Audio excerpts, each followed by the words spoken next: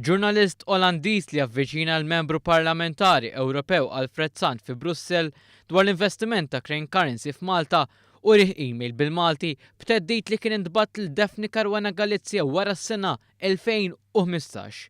Liema email ma kienx fil-laptop ta' Caruana Galizia li hemm iddepożitat fil-qorti u għaldaqstant mhijiex f'idejn l-investigaturi.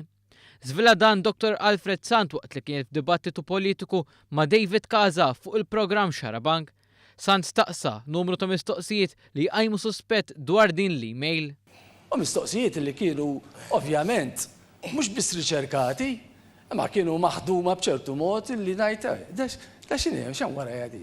Alfred Sant qal li l-klikka ta' Simon Busuttil qed tgħeddet l-istituzzjonijiet demokratiċi ta' pajjiżna bl-istrateġija tagħhom li jpinġu l-Malta bħala stat mafjuż, gvern korrott u li m'għandux rispett lejn is-salta ta' dritt.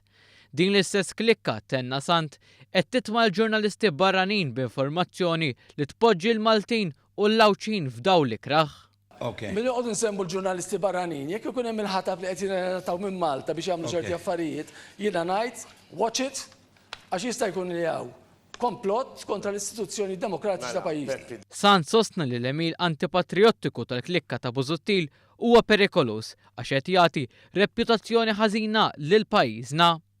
Sant saħaq li huwa għalhekk ukoll li qed ikunu affettwati ħażin oqsma ekonomiċi bħal dawk tas-servizzi finanzjarji u l-gaming.